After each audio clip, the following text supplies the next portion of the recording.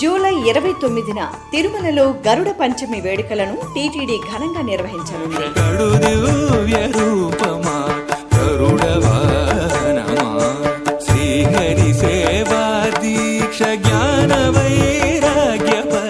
గరుడ పంచమిని పురస్కరించుకుని శ్రీ మలయప్ప స్వామివారు గరుడ వాహనంపై ఊరేగి భక్తులను కటాక్షిస్తారు.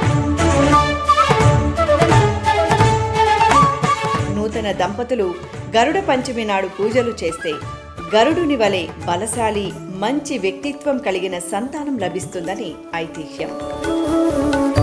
జూలై మాసంలో పౌర్ణమి, గరుడ పంచమి పర్వదినాలు 2 పర్యాయాలు స్వామికి గరుడ సేవను నిర్వహించడం విశేషం. రాత్రి 7 గంటలకు ప్రారంభమయ్యే శ్రీవారి గరుడ సేవను శ్రీ వెంకటేశ్వర భక్తి ఛానల్ ప్రత్యక్ష ప్రసారం చేయనుంది.